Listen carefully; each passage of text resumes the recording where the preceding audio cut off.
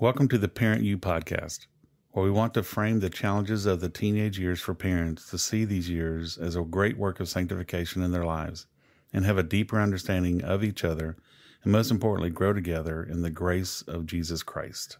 I'm Mark Long, and 5 years ago, I approached the leadership at Oak Mountain Presbyterian Church in Birmingham, Alabama, about a calling to pursue the hearts of parents and families with teenagers and to equip them to be proactive rather than reactive in their parenting.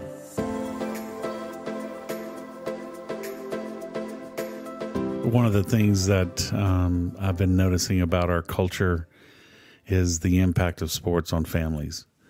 And being an old coach, I love sports. I love participating, used to. I loved the coaching aspect of it. I loved the teamwork, the rivalries, all that stuff. But as I've grown older, I've noticed how team sports can also have a negative impact on families. And so I know that I'm probably meddling a little bit with parents as I bring up this discussion, but I think it's something that we could talk about to have balance, bring balance in their lives, because everything is supposed to come under the lordship of Christ. And when it comes to sports, that's to come under the lordship of Christ. So what I wanted to do is bring in other people that could talk about this or talk to this. And so that's why we've invited Cody Baxter to be here with us. He's the athletic director at Westminster School here at Oak Mountain. And so, Cody, thank you for coming out. Yeah, thank you for having me. Cody, as you heard me discussing this and introducing this topic, what are some of the things that you see about sports that impact the family? Yeah, I mean, it's obviously sports has a huge impact on our culture, not only when we're adults, but children as well, and then obviously into parenting and families. And it's such a challenging thing for families these days to try to find a way to balance what is being done in their families' lives. And it's not that sports are a bad thing. They're not. But they can become, just like anything else, an idol. And I think what ends up unfortunately drawing a lot of people in is just that, we want to see our children succeed more than anything. And again, not a bad thing, but can become an idol. So there's a study that I've used, I've referenced back several times, done by the University of Maryland. And it was in 2006, so it was a while ago. And they had some really interesting findings on youth sports. And one of the things they came out with in that study was sports do not build character. That was the finding.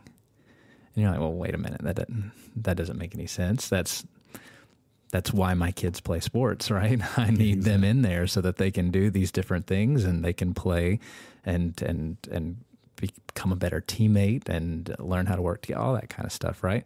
Well, so they looked at kids over however many years of playing youth sports and found that the longer you are involved in organized sports, the more likely you are to make the wrong moral decision. So not only is sports not building character, it's actually eroding it. It's going the opposite way. So why is that the case? Why is that going on? Well, I think it ultimately comes down to the purpose. What is your purpose behind sports?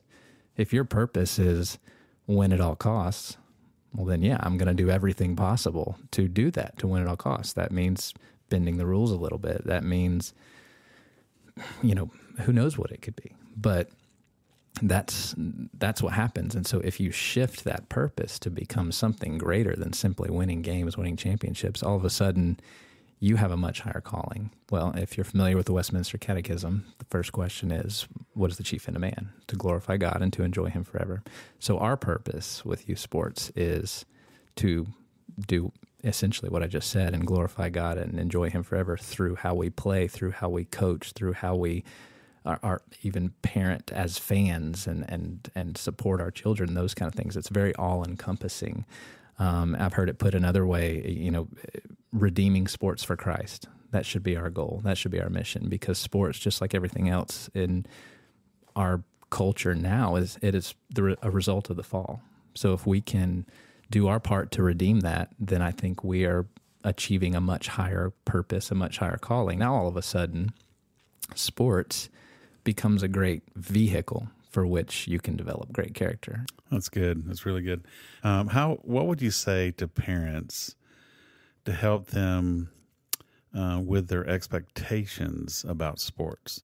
They, interviewed a lot of different kids and asked them what their worst part of game day was. Specifically, say, hey, what is your least favorite part of the game day experience when you're playing sports as a kid?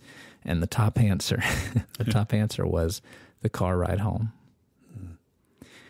And if that's the case, we've definitely, as parents, messed up somewhere along the way. So how can we give, like you said, parents just realistic expectations? Well, number one, I think one of the biggest, it's probably a lie. I think I'd go ahead and call it a lie. It's been, well, my child, they need an athletic scholarship to go to college. They need that. Well,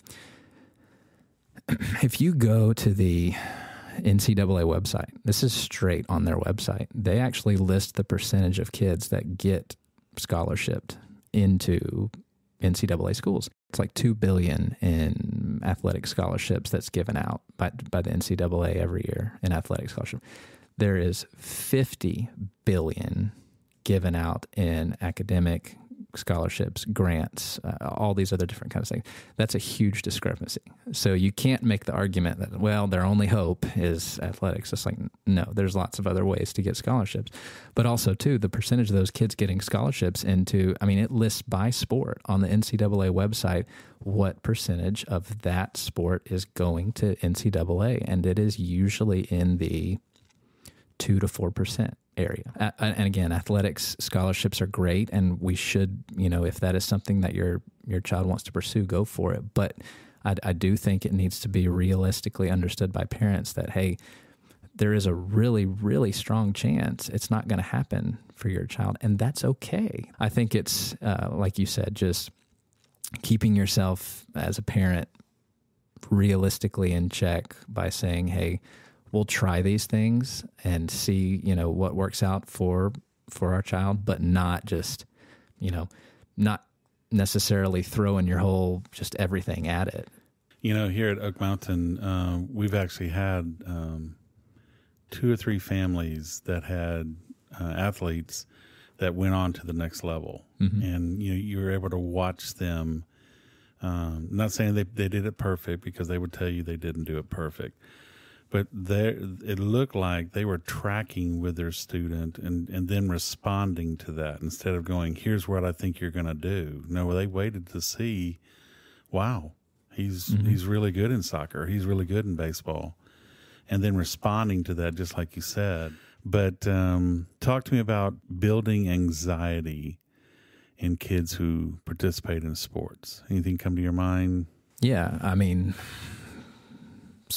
sport is inherently anxious, I feel like, just because, now I do remember when I was a kid, obviously, I would go out there and I would be nervous leading up to the game. And then, of course, either, we'd kick off or the first pitch would come in and all of a sudden, not nervous anymore type thing. But it's still there. There's still something kind of bubbling up. And I think that's what a lot of people are always trying to keep in check or say they're going to keep in check. And, as an athlete, you're stepping out there and you're expected to perform, right? And especially if you're on a competitive team, maybe it's, a travel team or a varsity level team, you're stepping in front of a lot of people and expected to perform. And I think that, a big key in making sure that those anxieties are understood and known are the coaches.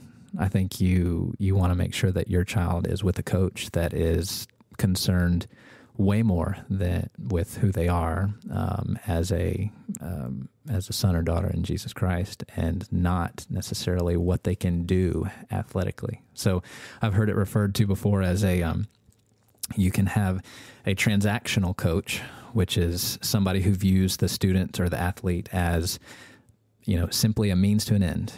I'm going to transact with you a deal where I'm going to put you on the field and you're going to transact a win for me. and we can say we've won as a team. Like, that's very transactional.